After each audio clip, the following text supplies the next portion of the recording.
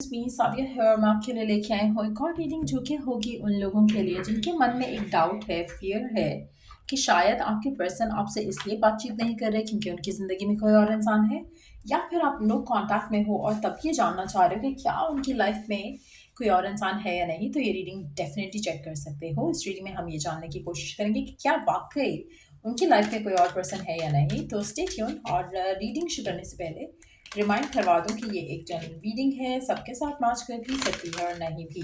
सो जो messages match करते हैं उन मैसेजेस को पिक करो और बाकी सबको छोड़ दो। अगर आप पर्सनल रीडिंग्स चाहते हो पेपॉल से इजी पैसे से पेमेंट कर सकते हो। सिर्फ तभी रीच आउट करो ताकि आपका भी टाइम वेस्ट नहीं हो और मेरा भी। सो लेट्स सी कि क्या आपके स्पेसिफिक समवन की लाइफ में कोई और इंसान है, हाँ या ना। Let's find out. क्या उनकी जिंदगी में कोई और इंसान है। Night of pentacles, 5 of pentacles.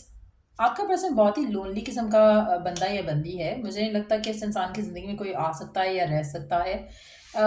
मुझे लगता है कि आप इस इंसान के लिए परफेक्ट मैच हो, क्योंकि आपको ये पर्सन, शायद आप इसे बहुत ज़्यादा चाहते हो, इसे बहुत ज़्यादा प्यार करते हो, तभी इसके साथ हो अब तक, या तभी इसके बारे में रीडिंग चेक कर रहे हो। अदरवाइज ये पर्सन इस लायक नहीं है।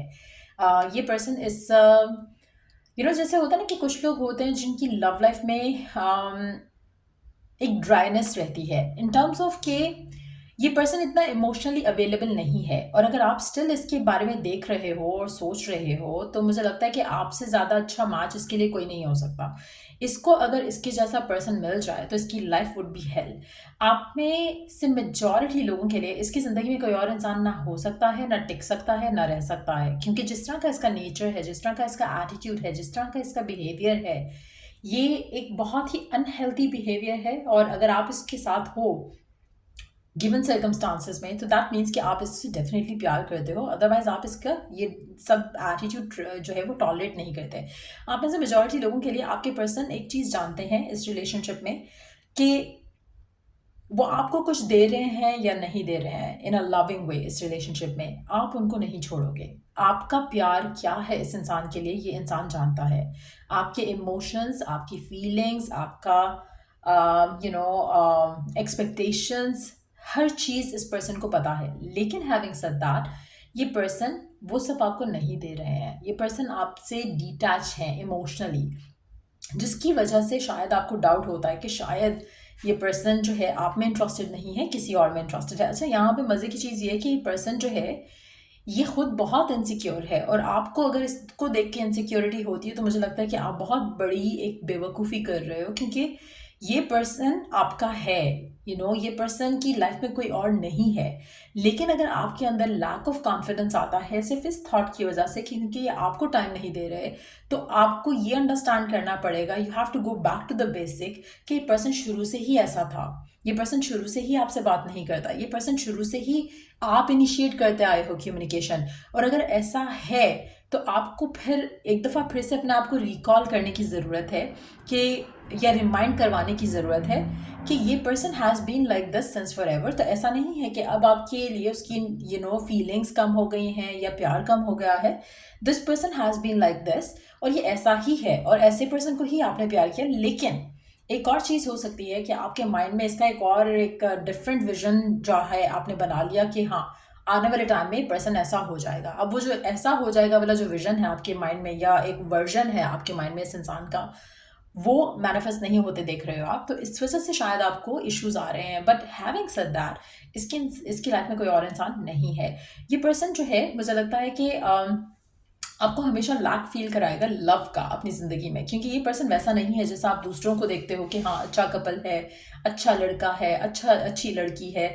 ये पर्सन और तरह का ही है। ये जैसा है ये वैसा ही रहेगा। Like I said earlier, go back to the basic. जब आपने स्टार्ट किया, क्या ये पर्सन आपको तब बहुत ज़्यादा मैसेजेस करता था? क्या ये पर्सन तब आपको बहुत ज़्यादा टाइम देता था?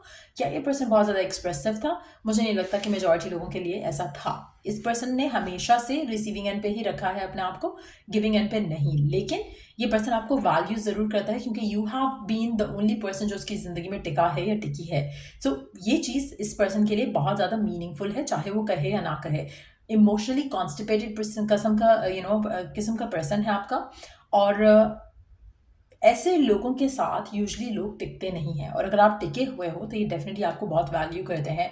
सो क्या इनकी ज़िंदगी में कोई और इंसान है? The answer is a big no. लेकिन यस, मुझे लगता है कि पर्सन काफ़ी हद तक इंडिपेंडेंट रहना पसंद करता है, और इसके जो कुछ गोल्स हैं ना अपनी ज़िंदगी में, वो इसके लिए बहुत इंपॉर्टेंट है, वो इसके लिए बहुत ज़्यादा मीनिंगफुल है। कैरियर से रिलेटेड हो सकते हैं, फैमिली से रिलेटेड हो सकते हैं, अपनी पर्सनल ग्रोथ से रिलेटेड हो सकते हैं, लेकिन ये पर्सन जो है इसके माइंड में एक अपनी अलग दुनिया है जिसको वो परस्यू कर रहा है।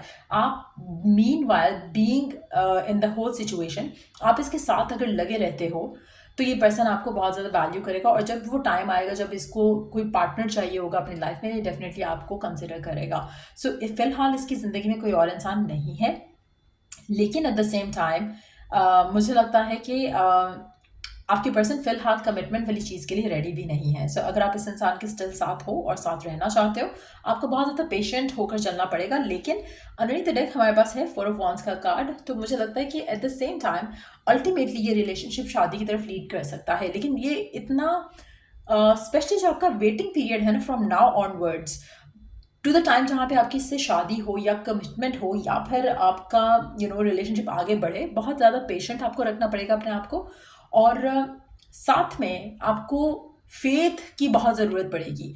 लैक ऑफ कॉन्फिडेंस जहाँ पर है आपका, उसको आपने कंट्रोल करने की बहुत कोशिश करनी है, क्योंकि मुझे लगता है कि आपके पर्सन की बातचीत ना करना आपसे या आपको टाइम ना देना, it has nothing to do with you.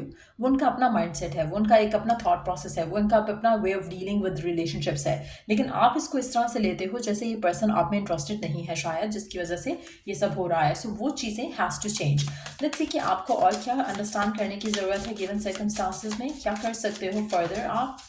Self-forgiveness, let go of old guilt and remember that you are God's perfect child.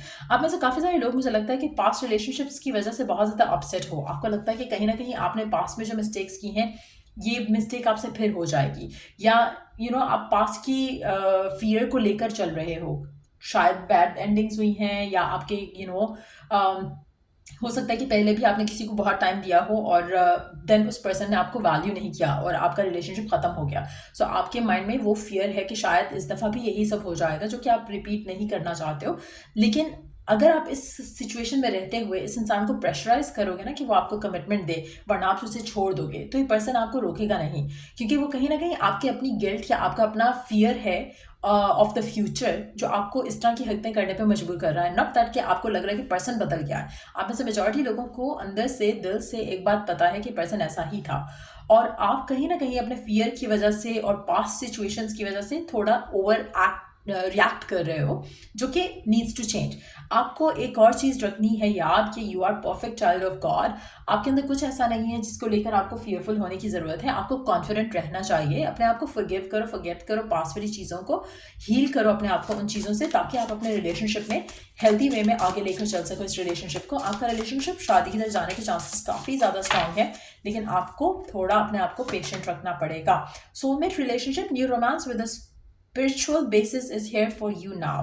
मुझे लगता है कि आप अपने पर्सन के साथ फुली रिलेशनशिप एंजॉय तभी कर पाओगे जब आप पास में से निकल आओगे। आपका जो रोमांस है इस रिलेशनशिप में, जो एक लविंग एनर्जी है इस रिलेशनशिप में, चाहे वो फिजिकल रोमांस है या अदरवाइज रोमांस है, मुझे लगता है कि that is something that you need to focus on more.